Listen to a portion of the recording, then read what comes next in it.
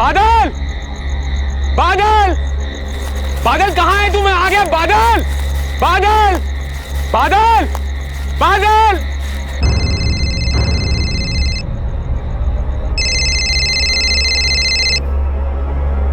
सुनिए, सुनिए। हाँ? फोन।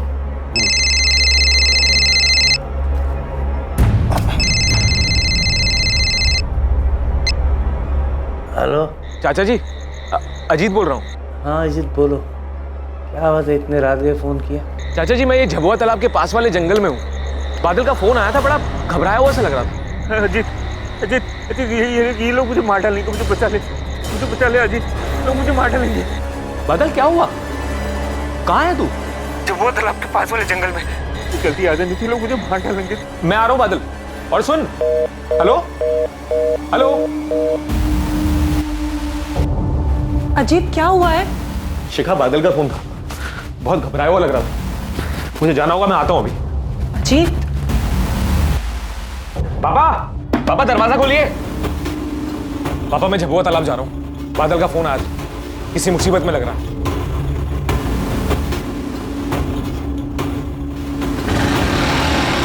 रात बहुत हो गई है, संभल कर जाइएगा। ये टॉर्च रख लीजिए।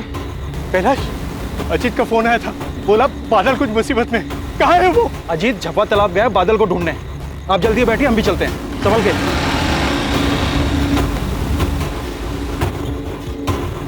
बादल, बादल, बादल, हम लोग आ गए। बादल, बादल, बादल, ए बादल, बादल, हम लोग आ गए। बादल, बादल, अरे बादल। ऐसे तो हम लोग ढूंढ नहीं पाएंगे बादल को। मुझे लगता है हमें पुलिस की मदद लेनी चाहिए। विनायक जी, आप चिंता मत कीजिए, हम झबुआ तालाब जा रहे हैं, आपके बेटे बादल को ढूंढ लेंगे। पापा, मैं इनके साथ जा रहा हूँ। आप एक काम कीजिए, आप घर जाइए, लता चाची इंतजार कर रही होगी। और बादल का फोन आया ना तो मुझे फोन कीजिएगा। बादल, बादल, बादल कहाँ है तू? बादल, बादल। अजीत, अंधेरा बहुत है और धुंध भी बहुत ज्यादा है। उसने कोई एग्जैक्ट लोकेशन बताया था क्या? कोई निशानी कहाँ था वो? बस इतना बताया कि झबुआ तालाब के पास वाले जंगल में है। वो लोग उसे मार देंगे, मैं बचा लूं। आवाज से बहुत घबराया हुआ लग रहा था। मुझे बचा ले अजीत, लोग मुझे मार डालेंगे। बादल अक्सर इस तालाब पे आता था। पता नहीं सर, असल में बादल मेरे कजन मोहित का बहुत अच्छा दोस्त है। मोहित कहाँ है वो? उसका तो फोन ही ऑफ आ रहा है सर। बादल का फोन आने के बाद सबसे पहले मैंने मोहित को ही फोन किया था। ए बादल! क्या हुआ? बादल मिला? नहीं मिला?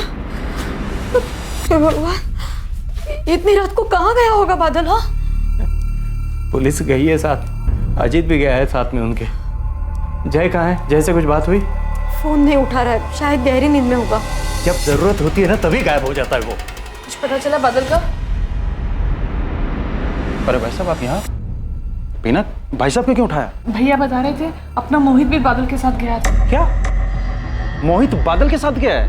हाँ कैलाश, रात 10 बजे बादल आया था और मोहित को ले गया। अरे यार, कितना टाइम लगाता है, कब से वेट कर रहा हूँ। अबे वो जूते नहीं मिल रहे थे मेरे।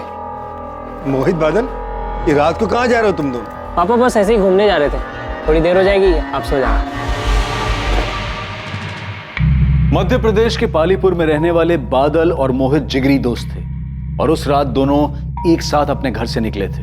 जब बादल ने अजीत को फोन किया तो क्या उस वक्त मोहित भी बादल के साथ ही मौजूद था? बादल किससे डर रहा था? उसकी जान को किससे खतरा था? और मोहित कहां था? रात का अंधेरा छटते ही उनकी खबर भी सामने आने वाली थी और सामने आने वाला था एक ऐसा भयानक जुर्म जो उन तीनों के परिवार वालों के साथ साथ पूरे गांव को भी हिलाकर रख देने वाला था।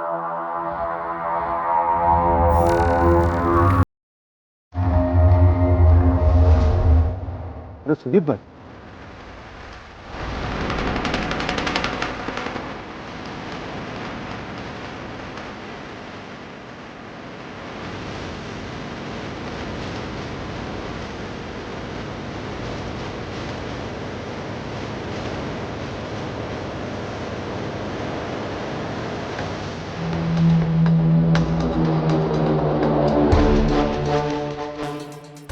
मैडम, दोनों विक्टिम के पास से कोई सामान नहीं मिला।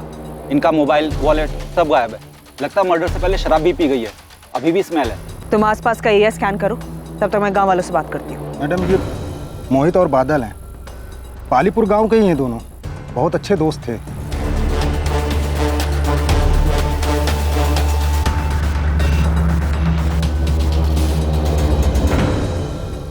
पल्लवी, कल रात बादल के लिए कंप्लेंट मिली थी।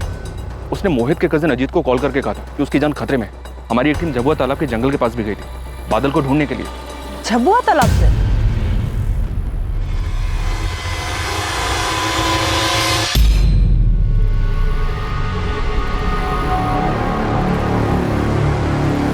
हमने देर रात तक झबुआ तालाब वाले एरिया को सर्च किया।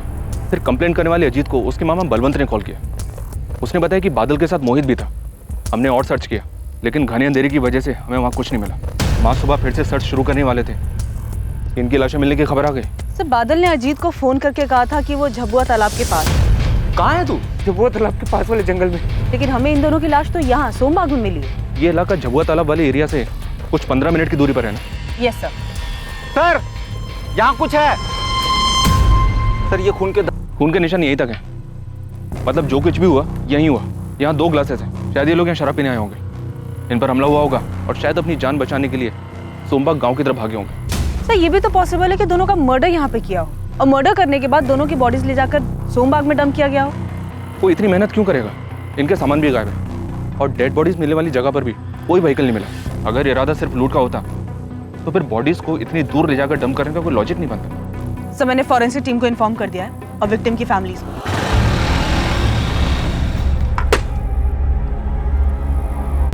मोहित, मोहित, मोहित, आगे जाना मना। अरे भाई मेरा।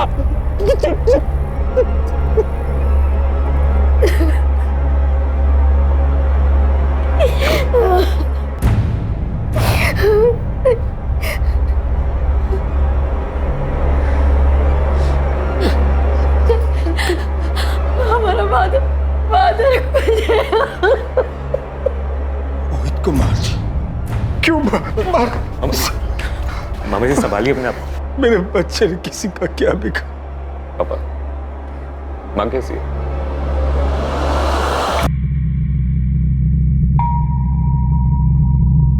सर, दोनों की बॉडी में स्टैबिंग के निशान है। किसी धार वाली चीज से गला भी काटा गया है। एक्यूज ने डबल इंश्योर किया कि दोनों बच ना पाए। ब्लड में अल्कोहल ट्रेसेस हैं। साफ है कि जिस समय हमला हुआ दोनों काफी नशे में रहे होंगे।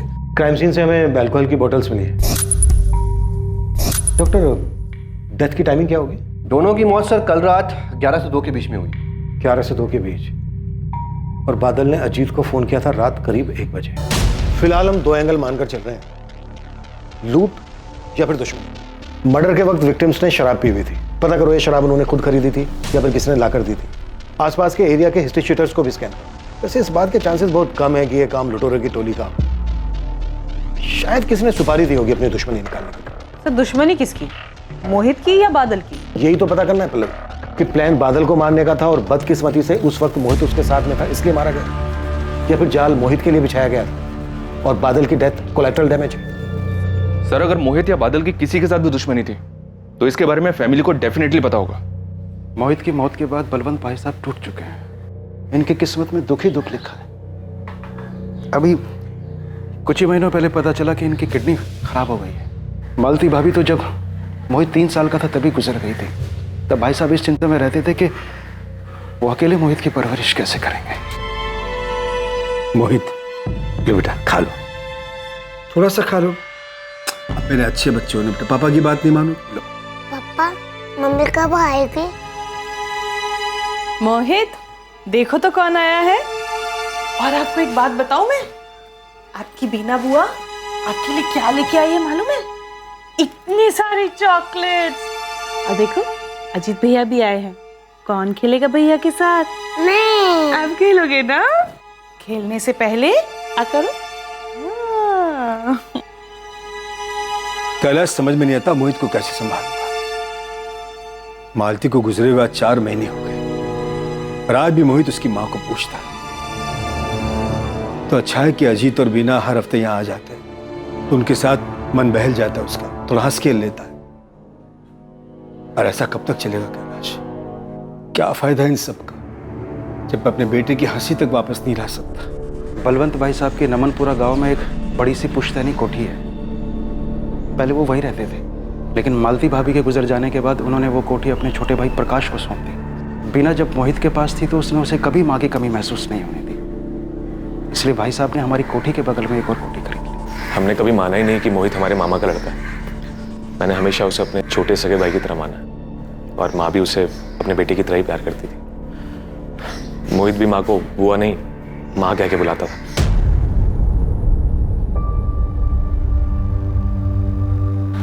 माँ, मोहित के जाने के बाद बलवंत मामा जी की तरह माँ का हाल भी बहुत बुरा। मोहित की किसी के साथ कोई दुश्मनी थी? नहीं, दुश्मनी तो नहीं थी। बलवंत जी इतने बड़े जमींदार हैं, इनकी किसी के साथ कोई दुश्मनी? ऐसी भी कैसी दुश्मनी कि कोई इतनी बेरहमी के साथ मोहित को मार डाले। मोहित और बादल झबुआ तालाब क्यों गए थे?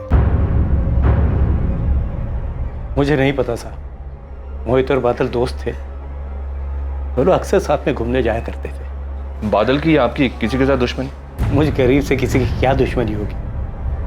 बादल तो बहुत हंसमुख लड़का था, बहुत ही जिम्मेदार, सबसे बड़े प्यार से मिलता था। उसकी भी किसी से क्या दुश्मनी होगी। आपका छोटा बेटा जय है, वो कहाँ है? वो खेत पे गया है। मर्डर वाली रात को कहाँ था वो?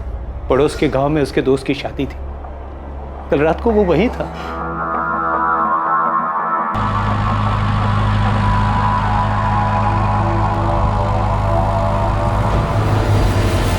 जय देख, ये मेरी परेशानी है, माँ बाबा को पता नहीं चलना चाहिए। तो क्या हर बार माँ बाबा से झूठ बोलते रहे?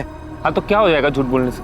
हाँ, मोहित को देख, क्या कुछ मोहित बड़े बाप का बेटा है, उसको कुछ फर्क नहीं पड़ेगा। भाई तुम अपना देखो और मत खेलो एक खतरनाक खेल, वरना इस बार सिर्फ चोट आई है, अगली बार जान पे भी आ सकती है। बलवंत जी बात करने की हालत में नहीं है, वेट करना पड़ेगा। तब तक गांव वालों से पूछना चाहिए, शायद किसी ने कुछ देखा सुना हो। गांव वालों से बातचीत शुरू हो गई है सर। पल्लवी गांव के सरपंच से मिलने गई है। सर, उस ठेके का पता चल गया जहां से मोहित और बादल ने शराब खरीदी थी।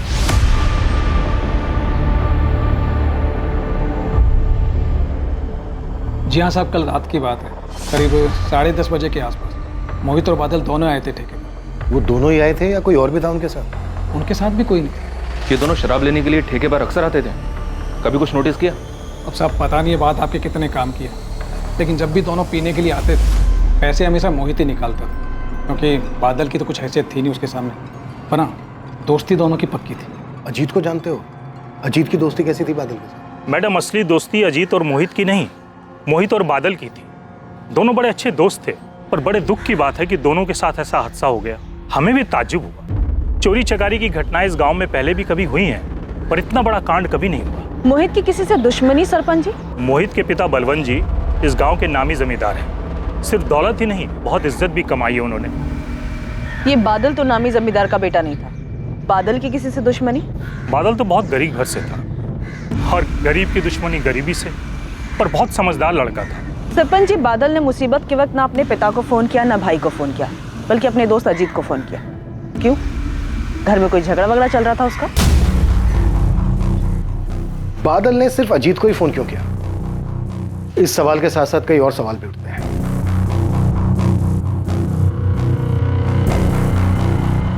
सर, मैं उस दिन इंदौर गया था खाद लेने, हमारी फर्टिलाइजर की शॉप है। लेकिन आप ये सब क्यों पूछ रहे हैं? इंदौर से घर कब लौटे?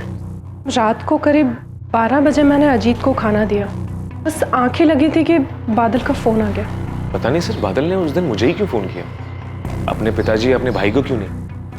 अभी तक हम सब लोग परेशान थे, इसलिए कभी इस बात पे ध्यान ही नहीं गया। हो सकता है मोहित ने उसे कहा मुझे फोन करने के लिए, क्योंकि मोहित को जब भी कोई परेशानी होती थी वो हमेशा मुझे ही फोन करता था। इस हिसाब से तो बादल को अपने छोटे भाई जय को भी फोन करना चाहिए था। बादल और मोहित के साथ साथ अजीत के भी कॉल रिकॉर्ड्स मंगवाते हैं, पता तो चले इंसिडेंट के वक्त इसकी फोन लोकेशन क्या थी। सर, हम दोनों विक्टिम्स और उनकी फैमिली से जुड़े सभी लोगों से मिल रहे हैं, पर एक शख्स ऐसा है जो अभी तक हमारे सामने नहीं आया। खुद बादल का भाई जय, वो मर्डर वाली रात भी यहाँ नहीं था, और मैं जब बादल के फादर से मिलने पहुंचा तब भी वो घर पर नहीं था। सर, कहीं हमें जानबूझ के टाल तो नहीं रहा है? सर, बादल का भाई आपसे मिलना चाहता है। सर, उस रात मैं अपने एक दोस्त की शादी में गया था, शोर शराबे में मुझे पता ही नहीं चला मुझे कब बादल का फोन आया। तुम्हें बादल ने फोन किया था? कितने बजे आया था बादल का फोन?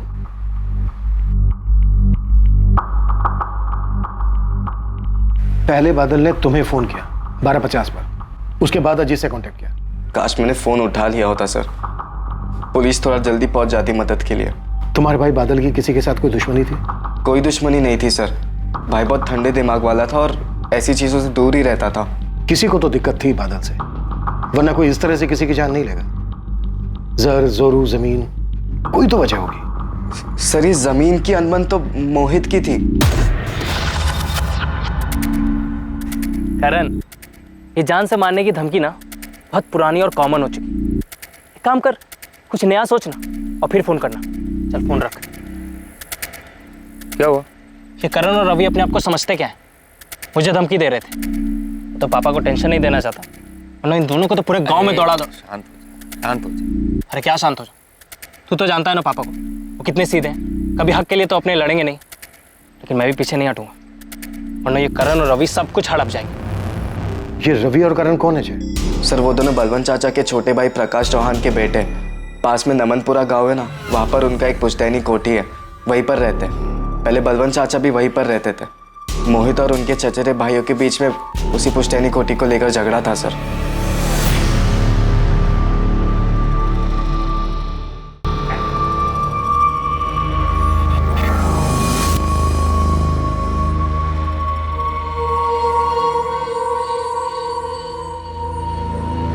रवि, करण, पूरे दिन मोबाइल में घुसे रहते हो तुम लोग, खाने को नहीं देगा ये? अरे कम से कम कुछ काम कर लिया करो, खेतों पे ध्यान दे दो। सब कुछ नौकरों के भरोसे नहीं छोड़ सकते। वहां जाके देखो क्या हो रहा है क्या नहीं हो रहा है। आप क्यों खून चला रहे हैं इन दोनों के पीछे? चलिए जल्दी, देर हो रही है। मुझे बलवंत भाई साहब का बड़ा दुख होता है। पहले मालती भाभी, फिर मोहित, और तुम लोग भी चलो मिल के आना चाचा जी से। जी पापा। जी माँ। क्या जी पापा जी मम्मी? यार अभी तो गए थे उनके घर, फिर बार बार क्यों जाना? और वैसे भी जिसकी मौत का दुख ही ना हो, उसके घर जाके भाई मुझसे ना दुखी होने की एक्टिंग नहीं हो पाए। विदिक जाना तो पड़ेगा, पर वहां जाके कुछ गड़बड़ मत करना। अपने रास्ते का कांटा निकल गया, तो जो होगा अपने हिसाब से होगा। प्रकाश तू परेशान मत हो भाई, मैं ठीक हूँ। नहीं भैया, आप ऐसा क्यों कह रहे हैं? आप माने या ना माने, मोहित की बात सुनते ही ऐसा लगा जैसे किसी ने करण और रवि पे हमला कर दिया। आपकी बड़ी फिक्र होती है भैया, आप कुछ दिनों के लिए हमारे साथ चल के रहिए। नहीं प्रकाश, मैं वाकई यहाँ ठीक हूँ। अजीत और उसकी पत्नी मेरा अच्छे से ख्याल रख रहे हैं।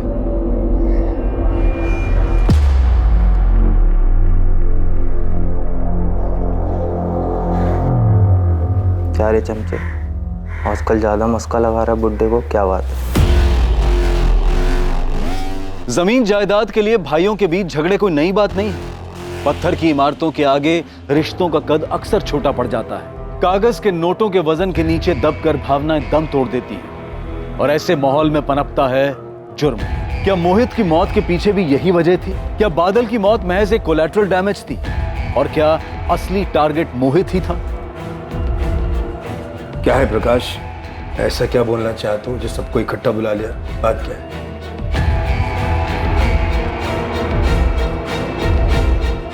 जी सर, रवि और करण चाहते थे कि हमारी जो पुश्तैनी कोठी और जमीनें हैं उनका बंटवारा आधे आधे के बजाय 70 और 30 के भाग में 70% रवि और करण को मिले और 30% मोहित को। इस बात को लेकर कोई झगड़ा था परिवार में? झगड़ा कैसा सर?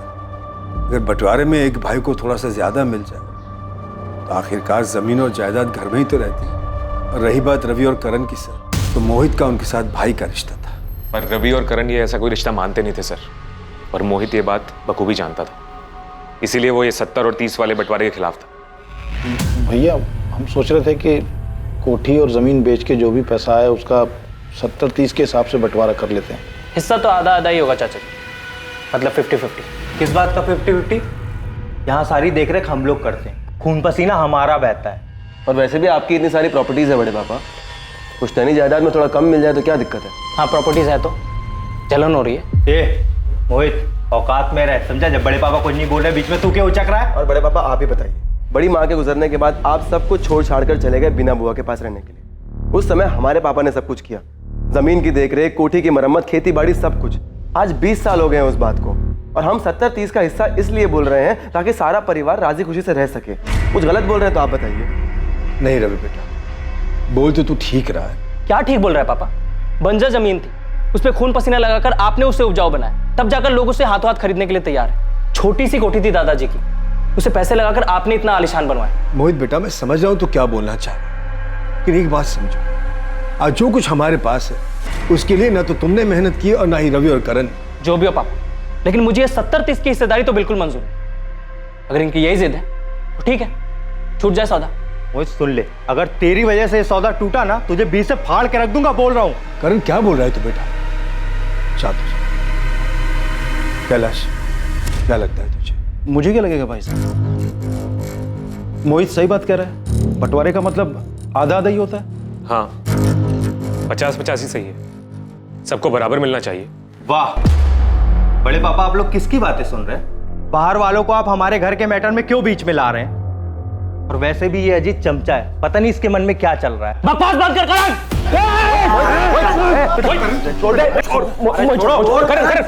आप कहना चाहते हैं कि रवि और करण उन्होंने मारा मोहित को क्योंकि मोहित की वजह से कोठी की डील नहीं हुई थी? पॉसिबल है बलराज जी, कोई बड़ा बायर मिला हो, मोहित की जिद के आगे डील कैंसिल हो गई हो, गुस्सा आया हो रवि करण को इस बात पर। आप ही बताइए, क्या वो दोनों ऐसा कर सकते हैं? कर सकते हैं सर, बिल्कुल कर सकते हैं। वो तो मामा जी को दुख ना पहुंचे इसलिए मैंने आपसे बात छुपाई थी। दोनों आए थे मामा जी से मिलने के लिए, दुख जताने, पर दोनों के चेहरे पे सर छोटी सी शिकन तक नहीं थी।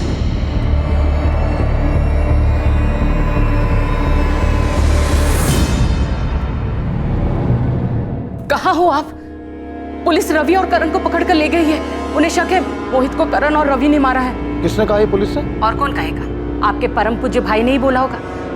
उनका बेटा तो नहीं रहा, उसका बदला हमारे बेटों से लेना है उनको। वो फिक्र मत कर, पुलिस को 10 मिनट में छोड़ना पड़ेगा हमारे रवि और करण को। मैं अभी वकील से बात करता हूँ।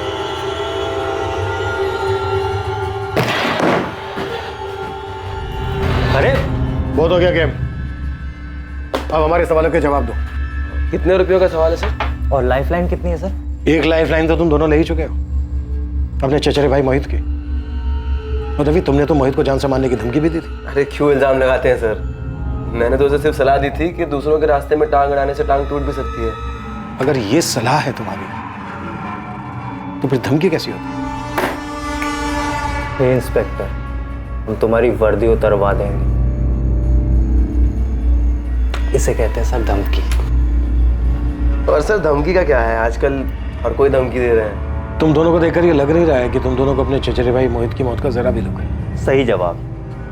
नहीं है बिल्कुल भी दुख, लेकिन इसका मतलब ये नहीं है कि मोहित को हमने मारा। हर कातिल शुरू में ऐसा ही बोलता है, लेकिन जब हम सबूत रखते हैं ना सामने तो उसकी बोलती बंद हो जाती है। दिखाइए सर सबूत। आपने हमारे फोन रिकॉर्ड चेक किए? फोन लोकेशन पे कुछ मिला आपको? कोई संदिग्ध नंबर या कुछ? पूरी तैयारी करके आए हो? अच्छी खासी जानकारी है पुलिस इन्वेस्टिगेशन के बारे में? क्या है ना सर, हम क्राइम पेट्रोल बहुत देखते हैं। कॉमेडी भी अच्छी कर लेते हैं। कोई जरूरत नहीं इनके सवालों का जवाब देने की। और इंस्पेक्टर साहब, आपके पास अरेस्ट वारंट है इनका? हमने इन्हें अरेस्ट नहीं किया है वकील साहब, सिर्फ अपने कुछ सवालों के जवाब मांग रहे हैं। बहुत हो गए सवाल जवाब आज के लिए, और अगली बार सवाल जवाब इनके घर पे हो, वो भी सबकी मौजूदगी। रवि करण, चलो। 1 मिनट करण, तुम अपना मोबाइल फोन भूलिए। जुर्म की भी यही फितरत होती है बेटा, मुजरिम चाहे कितना भी शातिर हो, कोई ना कोई चूक कर ही जाता है। मेरी बात याद रखना। Thank you sir.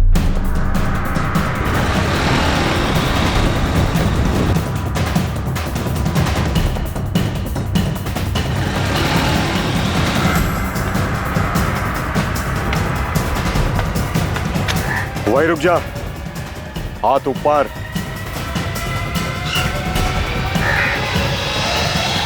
Rana ji, कोई गन नहीं है मेरे पास। पुलिस का चमचा है तू, तेरे पे भरोसा नहीं। हो गई चेकिंग? अब बोलो खबर क्या है? वो 2 लड़के मरे हैं ना, पालीपुर वाला केस, मोहित और बादल, उसमें से एक की सुपारी मेरे हाथ आई थी। किसकी? मोहित की? जो बड़े बाप की औलाद है वो, उसी की मिली होगी।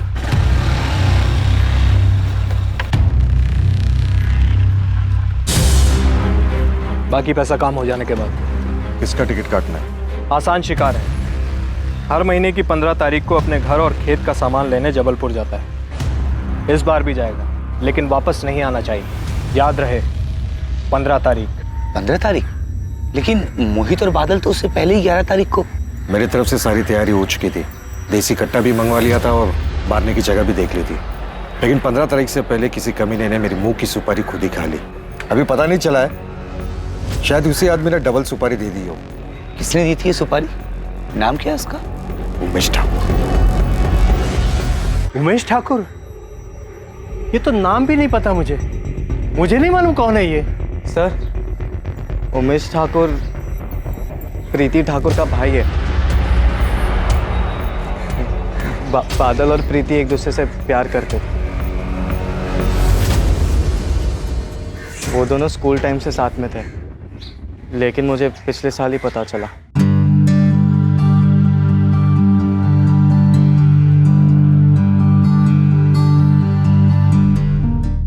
प्रीति हमारे बिरादरी की नहीं थी, इसलिए बादल ने सारी बातें छुपाई थी।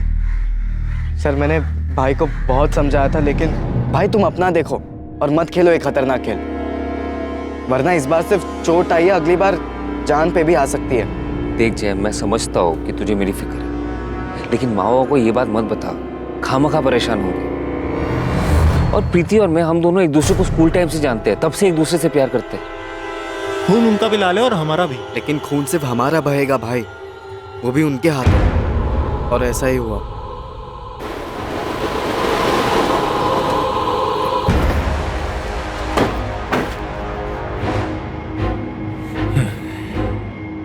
साले, कितनी बार समझाऊं तुझे, मेरी बहन से दूर रह, उसकी शादी तय हो गई है, समझ में नहीं आता तुझे? उपेश भैया, हम दोनों एक दूसरे से बहुत प्यार करते हैं। मैं तुझे प्यार से समझाने नहीं आया, इस बार समझ ले, वरना समझने के लिए जिंदा नहीं बचे।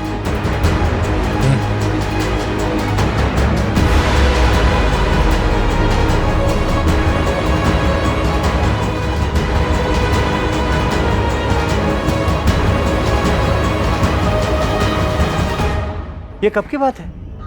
जब तुम दोनों ने कहा था कि वो मोटरसाइकिल से गिरा था तब? आप परेशान ना हो, इसलिए बादल ने झूठ बोलने बोला था। जय, तुम इतना कुछ जानते थे, पर तुमने हमसे सब छुपाया, क्यों? क्योंकि 2 महीने पहले प्रीति की शादी हो चुकी है बेड़ा घाट में। मुझे लगा सब कुछ ठीक हो चुका होगा। अगर सब कुछ ठीक हो गया था तो उमेश ने सुपारी क्यों दी? बादल और प्रीति प्यार करते थे? हमें नहीं पता सर, मोहित ने ऐसी किसी बात का जिक्र तक नहीं किया हमारे सामने। हम नहीं जानते प्रीति ठाकुर को।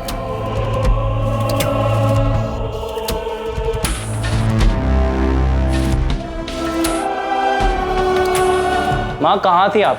कब से ढूंढ रहा हूँ, नींद ही नहीं आ रही मुझे, आप सुला दो। इतना बड़ा हो गया लेकिन अभी भी मेरी गोद में सोने की तेरी आदत गई नहीं। कैसे चली जाए आदत? आप माँ हो मेरी, आपकी गोद में सोने में अच्छा लगता है।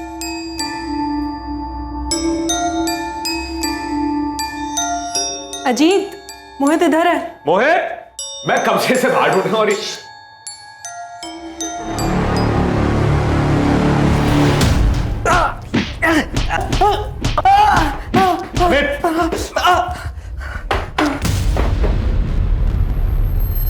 चलो जा शुरू। हाँ, मैं मिला था राणा से और बादल की सुपारी भी दी थी। तेरी बहन की तो बेड़ा घाट के किसी दीपक राजपूत से शादी हो चुकी थी, फिर क्यों दी थी बादल की सुपारी?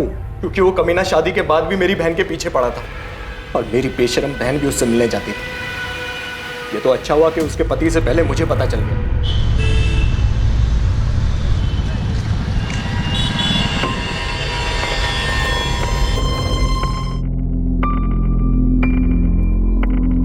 सारी सब्जी लेकर आए हो ना, वरना मेरी सास किटकिट करेगी। फिक्र मत करो, सब लेके आया। वैसे सही तरीका ढूंढा है तुमने अपने ससुराल वालों को चकमा देने का। तुम थोड़ी देर बाद निकलना, ठीक है?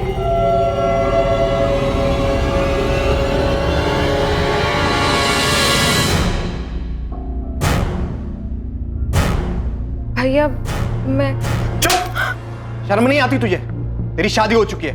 उमेश भैया, प्रीति को मत मारो। अब तू चुप कर साले, तुझे तो मैं जिंदा नहीं छोड़ूंगा। दोबारा उससे मिली ना तो भूल जाऊंगा तो मेरी बहन है। मिलूंगी। उस बादल ने पता नहीं क्या पट्टी पढ़ाई थी मेरी बहन को। मेरी बहन बागी हो गई थी। अगर ये बगावत उसके पति को दिख जाती तो मेरी खानदान की इज्जत का क्या होता? मेरे पास एक ही रास्ता था और वही मैंने चुना। अगर तुझे ये लग रहा है कि तू कोई भी कहानी सुनाएगा हम उसे मान लेंगे तो गलत लग रहा है तुझे। जिस तरह शुरुआत तूने सच से की थी उसी तरह सच सच बता दे, किसे दी थी बादल की सुपारी? सर मैंने कहा ना कि मेरी सुपारी से नहीं मरा वो। अमित,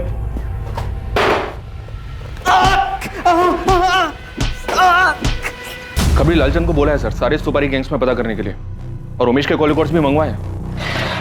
सर, ये उमेश काफी मोटी चमड़ी है, इतना थोड़ा फिर भी मुंह नहीं खोल रहा है। उसकी बहन प्रीति से बात करनी चाहिए, शायद उसे कुछ पता हो। जादव, बादल की बाइक का कुछ पता चला? इन्फॉर्मेशन तो हर जगह पहुंचा दिया सर, और चोरी का सामान डील करने वालों के यहाँ भी देखा, पर इस बाइक के बारे में किसी को कुछ पता नहीं है। ठीक है, लेकिन पता करते हैं। प्रकाश, ऐसे केसेस में पुलिस सब पर शक करती है, सबसे सवाल जवाब करती है, लेकिन मैंने सारी पूछताछ में कभी रवि और करण का नाम तक नहीं। जब अजीत ने उन दोनों का नाम लिया तो आपने एक बार भी नहीं कहा कि वो दोनों ऐसा नहीं कर सकते। और पुलिस ने तो धमकी दी है मेरे बच्चों को कि वो लोग ये गांव छोड़ के कहीं नहीं जा सकते। दुर्गा, रवि और करण मेरे बेटे जैसे, मैं उन्हें कुछ नहीं होने दूंगा। बेटे जैसे होते तो आप मान लेते उनकी बात और कोटी का हिस्सा देने से मना नहीं करते। काश, ये दुर्गा क्या बोल रही है? देखो, कभी कभी हम बच्चों की जिद के आगे मजबूर हो जाते हैं। सही कहा आपने, औलाद से बढ़कर कुछ नहीं होता, और इस केस में अगर मेरे बेटों को कुछ हुआ ना तो मैं भी बर्दाश्त नहीं करूंगा भैया।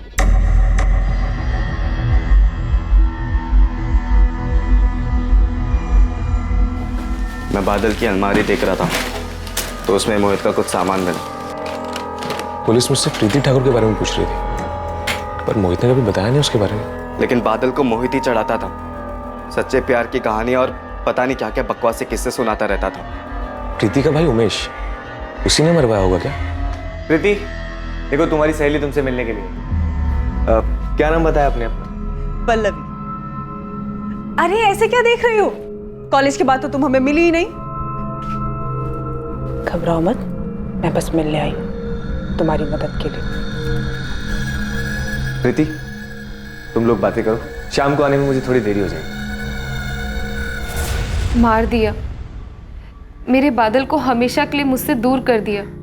जय कहता था खून बस गरीब का ही बहता है, और मेरे बादल की बस यही गलती थी कि वो गरीब था। देखो प्रीति, हमें शक है कि ये सब तुम्हारे भाई उमेश ने किया है, लेकिन मुझे लगता है शायद मेरे पति ने किया है। लेकिन उमेश तो कह रहा था कि बादल और तुम्हारे अफेयर के बारे में दीपक को कुछ नहीं पता।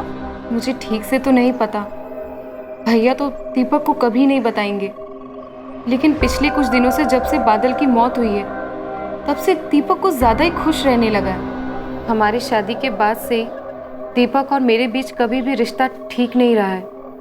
वो हमेशा जोर जबरदस्ती करता था, लेकिन आजकल तो वो बहुत प्यार से पेश आता है।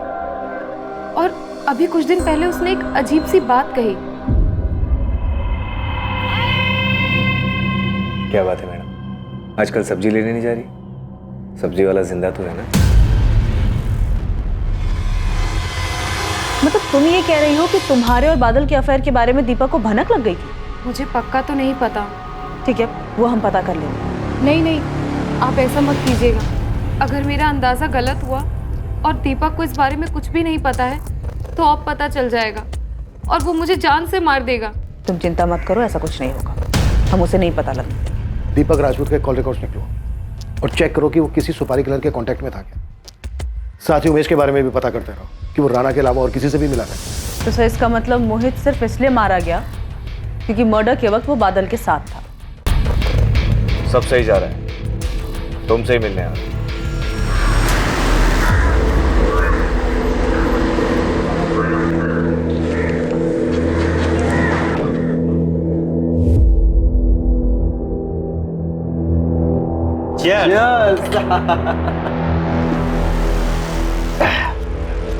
यार दीपक, ये जमीन की डील एक बार फाइनल हो गई तो तीनों का तगड़ा फायदा होगा नहीं? और वैसे भी तेरा फायदा तो पहले ही हो चुका है। अबे तुम दोनों के तो दोनों हाथों में पहले से लड्डू है। अच्छा लगता है ना जब अपनी प्रॉपर्टी किसी दूसरे से शेयर ना करनी पड़े। बात तो सही कह रहा है। क्या दीपक की करण और रवि से दोस्ती है? हाँ साहब, अब पता चला है त्रिमूर्ति साथ मिलकर जमीन की कोई डील कर रहे हैं। डील तो हुई है इनके बीच, लेकिन किस चीज की ये खोद के निकालना पड़ेगा। शुरुआत से ही पुलिस इस असमंजस में थी कि मोहित और बादल में से असली टारगेट कौन था और कौन दूसरे के साथ मौजूद रहने की वजह से मारा गया था। लेकिन अब पुलिस के पास संदिग्धों के अलग अलग विकल्प मौजूद थे। किसी की बादल से दुश्मनी थी तो किसी की मोहित से, और अब यह संभावना भी नजर आ रही थी कि शायद दोनों के दुश्मनों ने मिलकर ही इस हत्याकांड को अंजाम दिया। सर मुझे एक बात याद आ रही, थोड़ी पुरानी है, कोई 7-8 महीने पहले की। किससे जुड़ी हुई है? मोहित या बादल? दोनों से ही। अरे यार कोई बात नहीं, मेरे में से ले ले। अरे नहीं तू खा ना, मैं यही पास में ही तो है, लेके आता हूँ। ठीक है? अबे हाँ जलेबी खाएगा? हाँ ले ले। भाई भाई लोगों को गरम गरम खिलाने का, समझा? गलती हो गई। देख के नहीं चल सकता, साला नया शर्ट खराब कर दिया। तमीज से बात करो ना भाई साहब, बोल तो रहा हूं गलती हो गई। अबे एक तो शर्ट खराब किया, ऊपर से मेरे मुंह लग रहा है। तू जानता नहीं तू मेरे को, जानता नहीं तू मेरे को, नया क्या तू समझ में नहीं आता।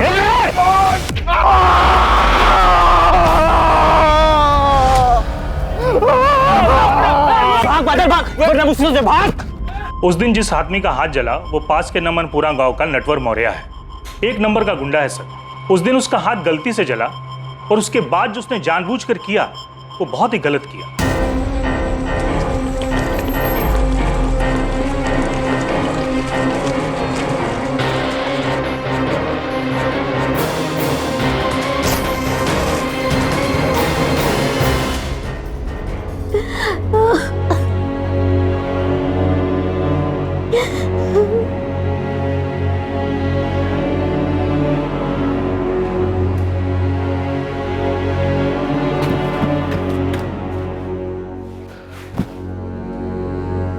बादल, ये सब कैसे हो गया? किसने जला के?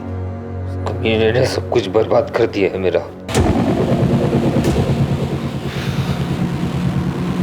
उसे मैं नहीं छोड़ूंगा। सब जानते थे ये काम नटवर मौर्य का किया हुआ है। उस दिन तो मोहित और बादल आपे से बाहर ही हो गए।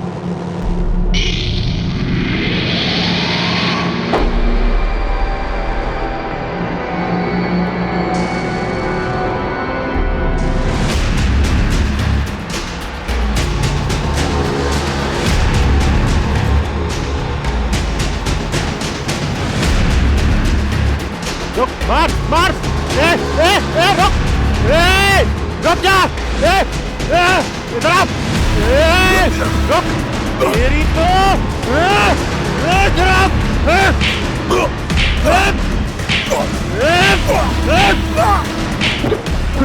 देखो तुम लोग गलत कर रहे हो। बादल, इस साले ने पूरा खेत जला दिया, एक बार भी नहीं सोचा। मार साले को, छोड़ना मत। नहीं बादल, पैर तोड़ साले का। नहीं मार, नहीं बादल। उस हमले में नटवर का पैर टूट गया। बादल का बदला तो पूरा हुआ सर, पर उसके बाद दोनों गांवों के बीच बहुत तनाव बढ़ गया। दोनों तरफ मारकाट की बातें होने लगी। फिर मैंने और नमनपुरा के सरपंच ने मिलकर सबको शांत किया। हम किसान हैं साहब, फसल जल गई थी हमारी, कैसे भूल सकते उस दिन को। अगर इतनी बड़ी बात थी तो हमसे छुपाई क्यों? गलती हो गई सर, सब शांत हो गया था तो हमें भी ध्यान नहीं रहा कि नेटवर्क अब भी उस झगड़े का बदला ले सकता है। बदला वक्त के साथ और बढ़ता है अजीत। उसकी टांग टूटी, ऊपर से गुंडा वो, कैसे सोच लिया कि वो बाद में बदला नहीं लेगा? रवि और करण की मोहित से दुश्मनी थी, उमेश और दीपक की बादल से। तू चुप कर साले, तुझे तो मैं। फिर पता चला रवि, करण और दीपक दोस्त हैं। और अब ये नटवर मौर्य वाला एंगल सामने आया। इसकी तो अकेले की दुश्मनी थी इन दोनों मोहित और बादल से, ऊपर से क्रिमिनल भी है। मारपीट के केसेस दर्ज हैं इसके नाम पे। भाई भाई लोगों को गरम गरम खिलाने का, समझा? खिला अभी। ये एक ऐसा चक्रव्यूह है, इसमें जितना अंदर जा रहे हैं उतना ही फंसते जा रहे हैं। ये नटवर और उमेश दोनों ही नमनपुरा गांव के। उमेश तो जानता ही होगा इसको। चांसेस हैं कि उमेश ने ही नटवर को सुपारी दी होगी।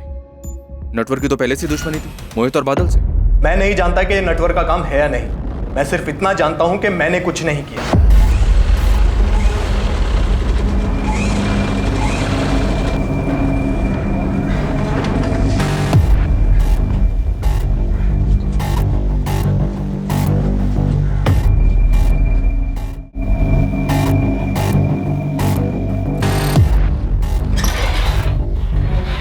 उमेश ठाकुर की जमानत हो गई है, ये रहे पेपर्स। ये उमेश के वकील आप कब से हो गए तोमर साहब? कानूनी दांव पेंच लगाकर ऐसे मुजरिमों को क्यों बचा रहे हैं? सिर्फ पैसों के लिए?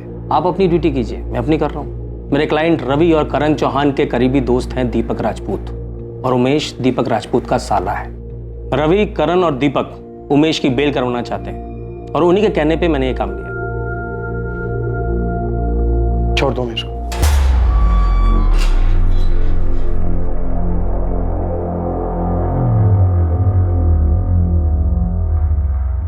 थैंक यू जीजा जी। उमेश, इसमें थैंक यू वाली कौन सी बात है? आखिरकार तुम मेरी बीवी के भाई हो, और वैसे भी तुमने कहा कुछ गलत? हाँ, सही कहा आपने। मान गए तो उमर साहब, बहुत काम के आदमी हैं आप, लेकिन हमारा एक कानूनी काम अब भी अधूरा रह गया है। कौन सा काम? हमारे बड़े पापा बलवंत, उनका बेटा मोहित तो रहा नहीं, उनको भी किडनी की बीमारी है। आज या कल वो भी चले जाए। अब उनके जाने के बाद उनके पीछे जमीन जायदाद बचेगी, वो तो हम लोगों को आसानी से मिल जाएगी ना, या उसके लिए भी कानूनी लड़ाई लड़नी पड़ेगी? मोहित के बाद अगर उन्होंने अपना वारिस नहीं चुना है तो ऐसी सूरत में हम ब्लड रिलेशन के बेसिस पे दावा ठोक सकते हैं, लेकिन बलवंत जी ने किसी को अपना वारिस चुन लिया है तो कुछ नहीं हो सकता। मोहित के बाद हमारे अलावा और वो किसको अपना वारिस चुन सकते हैं?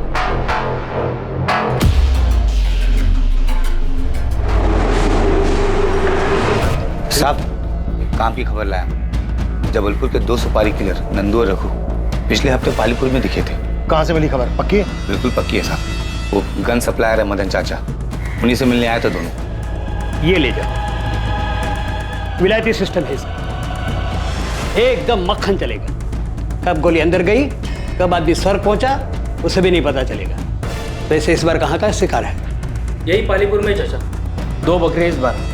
गोली चलेगी ना तो आवाज आपको भी सुनाई देगी। नंदू और रघु बहुत पुराने सुपारी किलर हैं, 4 मर्डर कर चुके हैं, 6 हाफ मर्डर के केसेस चल रहे हैं। ये यहाँ पालीपुर में आए थे और हमें इस बात का पता तक नहीं चला। अगर ये दोनों यहाँ पर दिखे तो इसका मतलब यह है कि मोहित और बादल के मर्डर में इनका हाथ है, लेकिन इन दोनों को स्ट्रैप किया गया था। इसका मतलब यह है कि गन इस्तेमाल करने की शायद जरूरत ही नहीं पड़ी।